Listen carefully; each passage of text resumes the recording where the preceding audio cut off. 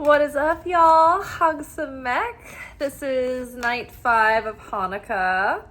We're here for our romance, oracle, and tarot reading for the week. Hope everybody's doing well. One of the lessons that I was learning today when I was reading through the Gospel of Luke, we are in Advent, we're in Hanukkah, we're approaching solstice. And there was actually an episode that I did last year where I gave you guys some of the tie-ins with all of the winter holy holidays right now with Hanukkah, solstice, and Christmas, the Feast of Christmas. And I listed in the description the links to like the videos and podcasts and things that I had listened to that I'd drawn my notes from. So I will see if I can go in and find that and share it on my post, on the post part of my channel. So go look for that. But it's really great for this time of year. Just to get into the deeper meanings and associations of the season and where these holidays originated. But also in my ritual work this morning, I was reading out of Luke, which is suggested to do during the Advent because Luke has 25 chapters, and from December 21st to 25th, you've got one chapter every day until Christmas. And I haven't been able to keep up with that, but I have been reading from the Gospel of Luke when I can, and I thought it was interesting that today is the day that I usually tithe during the week. And I've been trying to give my tithe to like people in Palestine specifically, but people in, if there's other disasters that happen or other people or other groups need it that week, I try to give it to the immediate needs in the world or to like direct individuals that are in crisis or duress. So lately, over the past few months, I've been trying to direct my giving towards Palestinians who are just in desperate shape right now. And so I've gotten to know a couple of females specifically. And I tried to reach out to start kind of sponsoring, like, I don't know, I just feel like very young women, young mothers really appeal to me. I am in my mothering years, but I don't have any kids. And I am a good big sister energy. And so I found a couple of women who are in their early 20s and they're mothers and mothers of like 3-year-olds. And they are, they don't have the biggest following and they're not great at marketing and social media. Like some people's accounts have gotten viral and they've really taken off. But I tried to find people that needed traffic and needed to have someone who would put eyes on them. And sometimes I can only message them once a week because I just feel so grieved that I can't do more for them. And but I always have try to exchange some heartfelt encouragement and words on the days that I donate to them. And Nuran, she has a little girl that her name's Dudu, and she recently fell into like some boiling water and really burned her hand, but she's getting better and her hand's doing better, and so that's good. But she was like, it's just so wet and cold right now, and our tent is ripped, and so it's just everything is wet, everything's freezing, and I just feel so brokenhearted for them. And same for my other friend. Her name is, she shortened it to also a version of Dudu. That's a popular, I guess, nickname there. And she's a young woman with a little boy who's about 3. And as far as I know, she's married. But one of the posts that she had posted, it looked like somebody maybe had died. So I'm not sure if she's a widow or not. But I know that she's sent me videos with her just like trying to shelter her little boy just in a wet tent, and it's just dark. They can't really have they don't have a lot of access to internet, so everything they do is just difficult and hard and a struggle, and they're in a quagmire and it's freezing. And I went out today doing my errands and going grocery shopping, And it was just like raining in a monsoon, and I wasn't wearing a jacket, and it was so windy and so rainy, and the rain was just like relentless, and just trying to move from point A and point B, and that I couldn't help but think of them and just hold them in my heart in solidarity for the fact that they cannot get away from it. Right? I know I'm going to be home soon, or I have the refuge of my car.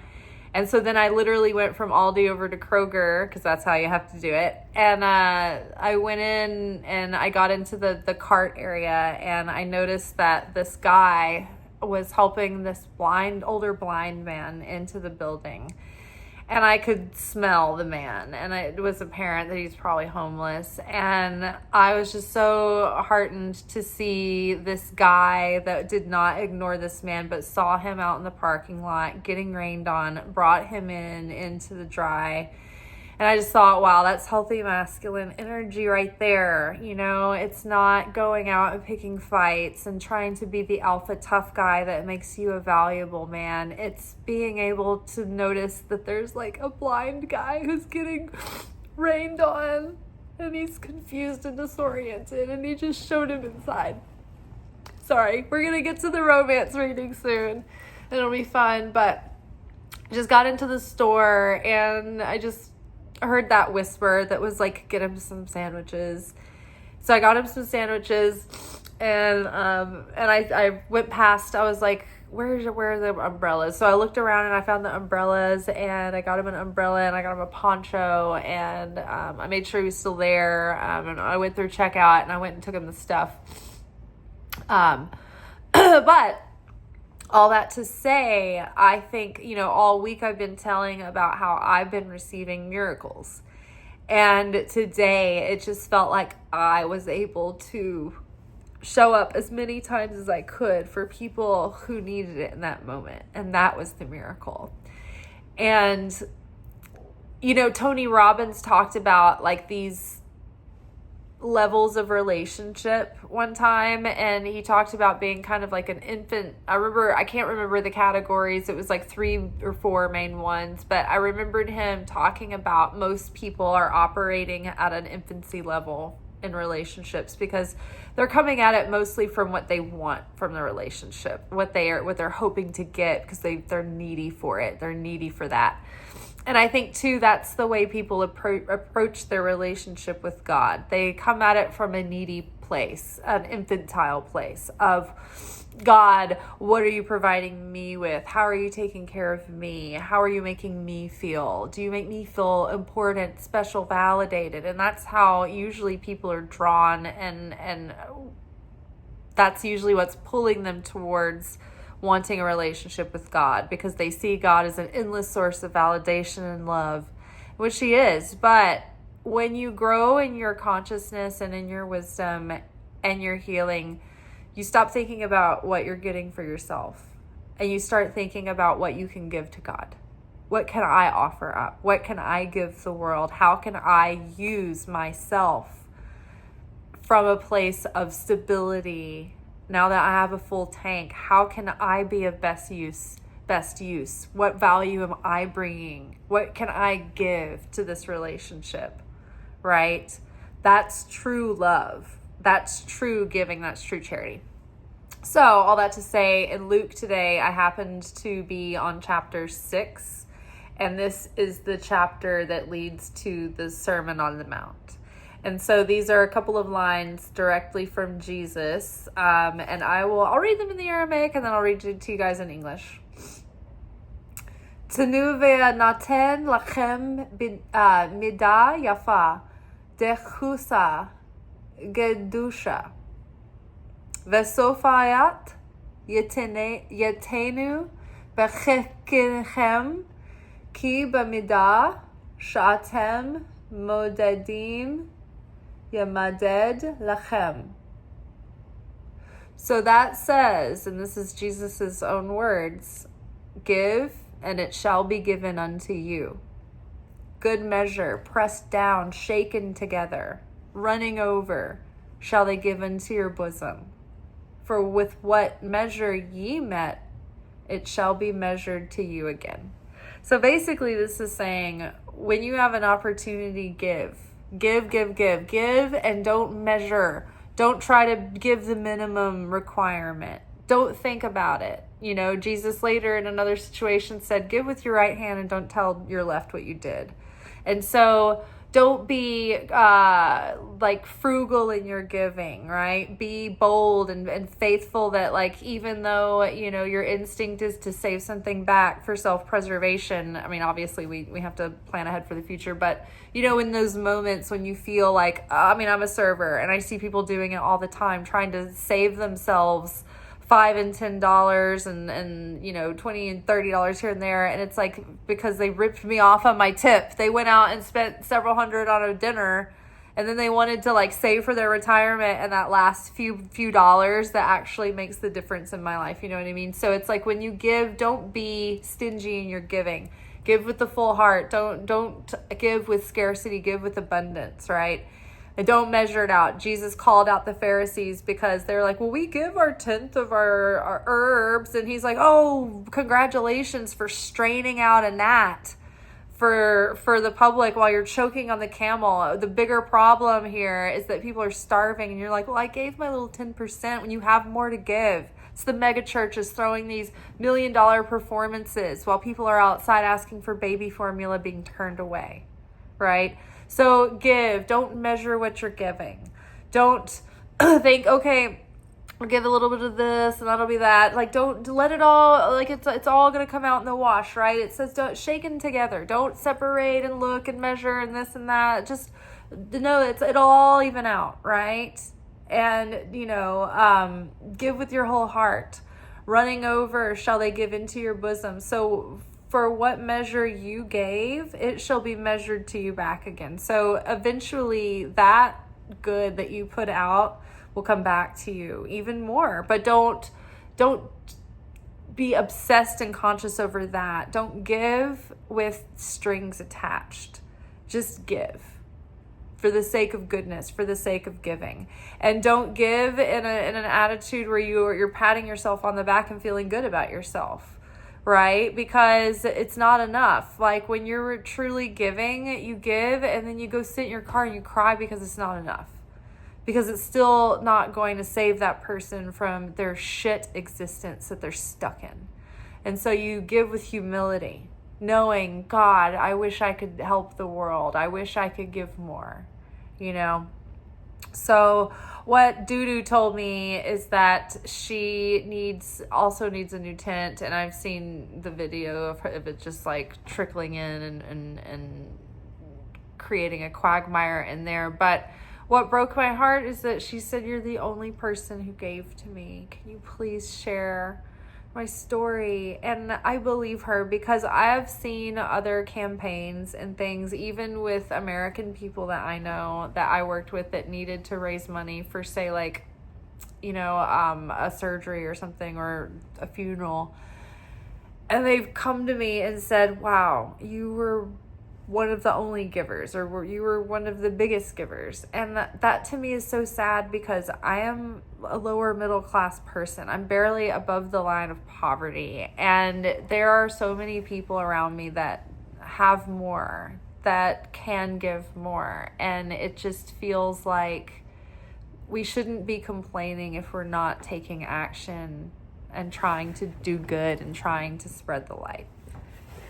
All right, that is all for my biblical teachings. It's just that during Hanukkah, during the solstice, during the Christmas season, the way that we unlock miracles is by transforming the darkness.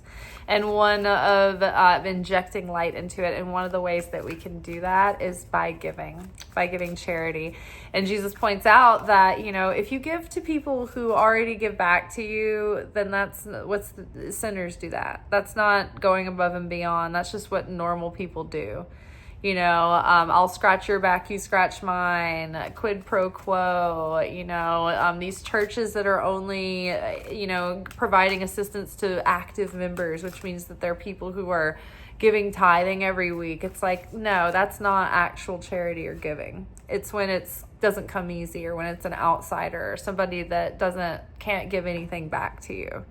right? Something that you can't get anything out of the situation, you have nothing to gain from it, you know? All right, so what do we need to know this week for our love lives? Give your relationship a chance. Work on your partnership. So if you are out there in a relationship and you are struggling with it, just remember that everybody thinks the grass is greener on the other side.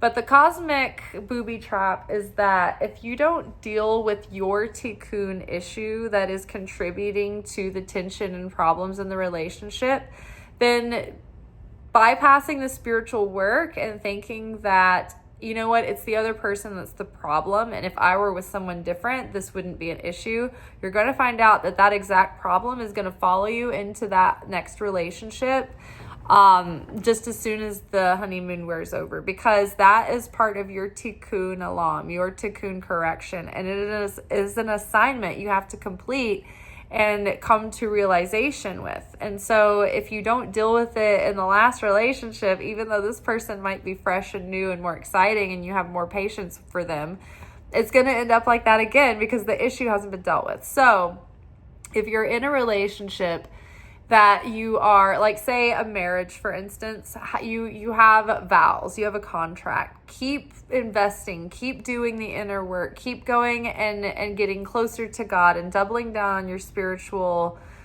work on your own self. And then that person can spontaneously have an awakening where they elevate as a soul and suddenly things start working and clicking for them. But that's not always the case, right? And, you know, sometimes it requires more communication and more maybe refined help with a therapist, right? Or a relationship counselor, or maybe the two of you can decide to do a relationship book club where you learn relationship skills and you learn communication skills together, because it is a skill. It's not just like you just meet someone and the relationship works. Relationships require skill. An emotional, relation is an intelligence. And so if we don't build that, we don't know how to set ourselves up for a successful relationship. We're always just doing more damage. So assuming that you're going to run into the same problems elsewhere and the grass won't be greener, you've already invested in this relationship and you love this person, right? So it's worth working on. Now, if you are in, like, say, a relationship with someone who you're not engaged to, you're not married to, they're not giving to the relationship, and you feel like you've come as far as you can with it, there's nothing more you can do, maybe the lesson for you is having that ability to walk away, right? I was in a relationship where I was confused because I was looking at it from the perspective of a wife. But I wasn't a wife. I was a girlfriend. And I was giving this person more than they deserved. I was giving them, like, husband devotion. And they weren't giving me husband devotion. So I would like to say that that's the distinguishing factor between sticking it out in a marriage and then being, like, having the fluidity and freedom to leave a shitty boyfriend or shitty girlfriend. Right? It's not, you don't have to double down and prove that you're a sturdy partner in, like, a relationship that hasn't proven fruitful, right? If that person is not actively trying to, go forward and grow something long term and acknowledging the fact that there's going to be seasons of ups and downs, but that's where the growth comes in. If they're not in it like that to that level, they're not going to be in it for the long run. They're not going to be someone who can have a lasting marriage, right? So I would say distinguish that. If you are in a relationship with someone who it's like growing and you're going towards deeper commitment and they're making the effort and they're pushing things forward, then yes, work through the problems. But, like, don't lock yourself into that unhealthy, toxic relationship when you can just exit, and meet someone new after you do reflection and work, right? So difference between vows and what people have committed to you, right, versus what they haven't. And I think one of the problems, and the rabbis have brought this up that I've followed, one of the problems with dating now is that we have people that are casually giving people the privileges of marriage, and that's what's causing these long-term relationships to just drag out and end and don't really come to anything real, because we're kind of like misplacing our devotions and priorities in the wrong order, pecking order. And so we give that kind of devotion to that person that has put the skin in the game, made that commitment, right? So if you are like because like back in the relationship I was talking about, it got really unhealthy, and I thought that I thought I was supposed to be strong and stand by them, and it was like only unhealthy because they were dealing with their own issues and problems, or they weren't dealing with them. So it was making my life a living hell. And so I kept doubling down on the spiritual work. I kept praying that God would like show me what to do and direct me and protect me and lead me in it. And then the relationship dissolved on its own, and I knew that it was the best thing. So this can mean give your true relationship a chance. Give yourself a chance to have the relationship you deserve. Don't lock yourself in with someone who refuses to grow, refuses to give to the relationship, refuses to make an effort, and they're just basically a warm body. Like, don't sell yourself short. Give yourself a chance to have real love, a real commitment that can grow into something of substance and depth. Not just someone who, gives you someone to have next to you so you don't die alone kind of thing. Like, you want quality. All right.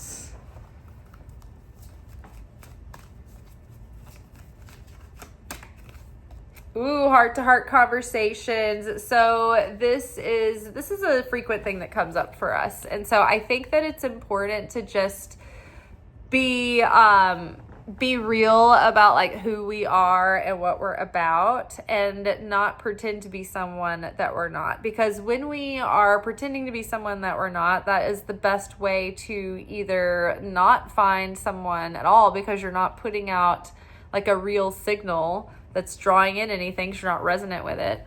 Or you're going to attract someone who's going to be all wrong for you, and it's going to be terrible and like chaotic and destructive, and it's going to be like an entanglement that you're going to have to get out of, right? So it's better to just be your real self and not try to push yourself into a situation that's not a fit, So honestly discuss your feelings with each other about, hey, like, this is what I want someday, and, this and this is what I'm ready for now, and, with a potential person. But keep an open mind. Okay, this card has also come up a lot recently. Your soulmate may differ from your usual type and expectation, right? This is why it's best to think about the essence of what you want in a person and in a partnership, but not necessarily getting too specific about what that's going to look like and how it's going to show up. True love. Okay, we have all the trappings for some really good possibilities coming up soon. So we've been doing the work to prepare ourselves, and so things might be, kind of simmering. This is the romance of a lifetime. So let's get more indication from our tarot cards. Let's find out. Give your relationship a chance. What's this all about? Find balance. So give and take. This is the Two of Pentacles. It's about juggling, right? So maybe you're juggling priorities. Maybe you've got a lot going on and it's hard to prioritize, like, putting yourself out there in the dating world. I know how that is. I mean, I have so much to do just to make ends meet and also try to build this, that I don't have very much time or energy left to do a lot of like effort, as far as like just randomly going out and thinking maybe I'll meet someone that night or that day or at that event, or spending time like sifting through like dating profiles on an app. Like, it takes effort to put aside time to do that. So we might have to really try to consciously make an effort to balance our work and play and, bring that in as a priority to give yourself a chance to have the relationship you deserve, right? I know that if I want to meet someone, I'm going to have to make more effort, because just even trying to be open with people in life, and even staying not on my phone, looking around the room, smiling at people, literally it is like pulling blood from a stone. It's so crazy. And today I was jogging down the road, and this guy, this cute guy in my neighborhood, was walking his dog, and I was like, oh, here's a good opportunity. So I'm jogging, and I'm looking pleasant, and I'm just engaged with the world around me, head up, ready to give a smile. And he's so aloof and just staring at his dog taking a piss. I'm like, you mean you're so out of it that you'd rather look at your pissing dog than the hot chick running down the road? Come on. Maybe he was married and he was averting his eyes. We'll just assume that. But be open to engaging. Make an effort. Heart-to-heart conversation. He had one of those high maintenance labradoodles, so would not have been my type. Okay, simply love. 6 of Cups. Maybe someone from the past is coming back around, or generally, simply love is just emanating love, right? 6 of Cups is there's this sweetness returning, some kind of nostalgia, or a meeting of people who you feel like you've known before, right? So I think instead of being too high strung about what is this, where's it going, I'm looking for that, just be yourself, be out there, simply just put love into the world, be real about who you are and what you're looking for.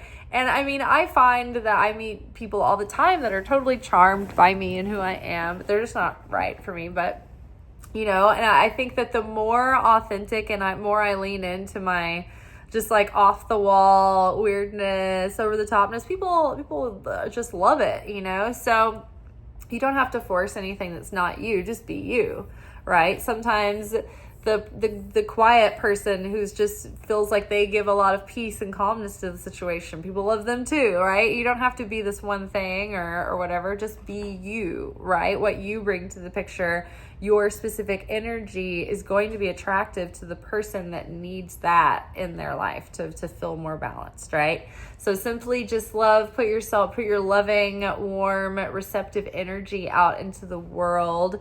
Keep an open mind. If, people reach out to hang out and get together, maybe accept invitations and be open to socializing with people this time of year. So what do we have for keep an open mind? We've got, open up. Yes. So this is 4 of Pentacles. Open up a little bit. Don't be so closed off, right? Don't be so rigid. Don't be controlling. Don't be so obsessed, about what, I've got to have these, criteria, this specific look, this income. Be flexible, be adaptable. Keep an open mind. Open up your energy. Be warmer, be engaged, open up your mind about the possibilities. I used to think that I would not date younger guys because I thought that would automatically mean that they were mature. But what I discovered through my years of just working with all different people all the time, and a lot of the guys that I work with now are in their 20s and 30s, I've realized that it's not necessarily the age group, but I think that the amount of emotional trauma and resilience and intelligence that a group has, and they're willing to be open-minded or not, or adaptable. And I think a lot of the men my age that are around their early 40s, they have weird trauma with family dysfunction growing up and extreme religious indoctrination. And so with that recipe, it just sort of breeded in them fear of commitment and the traditional male role of the household. And I think that a lot of the men that were my peers avoided settling down. And then they sort of built this like hard shell of being kind of set in their ways, and now they feel a little bit alienated. And they haven't developed that self-awareness necessarily, or the skills to have relationship or emotional intelligence, because they didn't really prioritize that. And so now we have this, age group showing up on social media very disgruntled, very disillusioned, very upset, confused about what's going on and what's happening. And so some men are trying to speak to that and say, okay, look, this is what's happened. It's not just about showing up and being the provider anymore, and that's it. Like, you've got to work on yourself and heal and take on depth and interests, and in your emotional growth and your spiritual growth.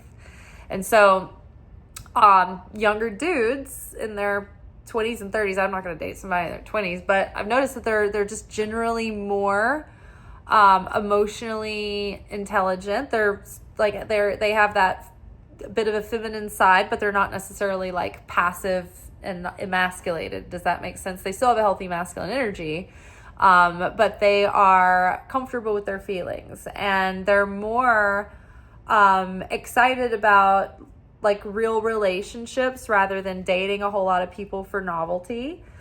And they are more looking forward to building with someone long-term and settling down.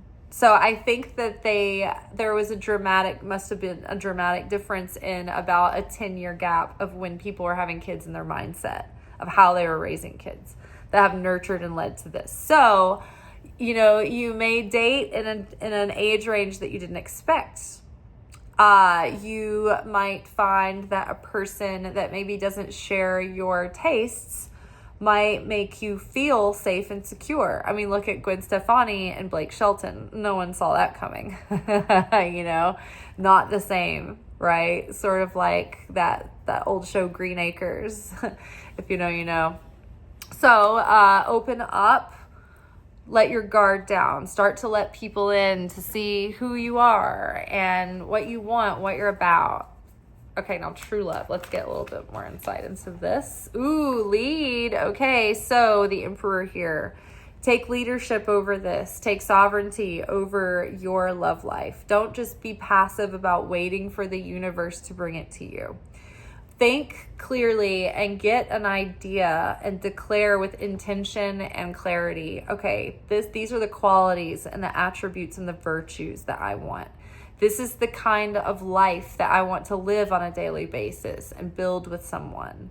This is the kind of issues that are going to be deal breakers or non-negotiables. These are the areas where I could compromise on a bit. And getting a realistic idea of what you want and what you're looking for. And now, reverse engineer. Where do you think you can meet people like this?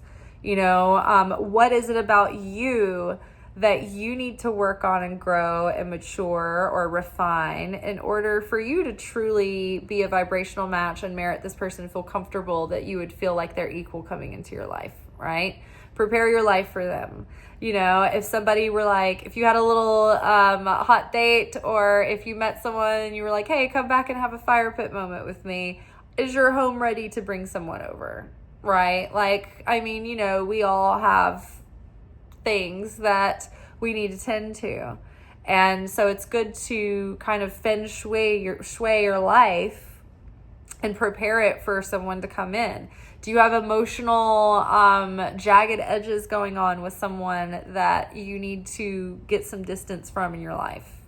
Right? Is that gonna give you a rocky start with the new person? Take care of those things. Take care of those rough edges, clean up loose ends, tie up loose ends, and prepare the way, and then take the leadership role in your life to go out and find true love, right? Put yourself out there, make an effort. If you keep getting a hunch to go to a coffee shop or something like that, then maybe follow that hunch. There might be somebody that goes there all the time that you might run into, or somebody that just happens to be there that day, right? But make an effort. Don't wait for the milkman to come to your doorstep, so to speak, or the pizza girl. All right, y'all, that is all for tonight. If you would like to find Palestinian people to donate to, you can look at my story. If you can see this tonight within 24 hours of the December 18th, there are a couple of people that I share their links every so often, like once or twice a week or so. So they're in there in my story right now. You can look at my reshare tab on my account, and there might be some people in there that you can follow and find people to help. All right, that is all for tonight, y'all. Much love. Ciao. See y'all tomorrow for our weekly weekend reflection message.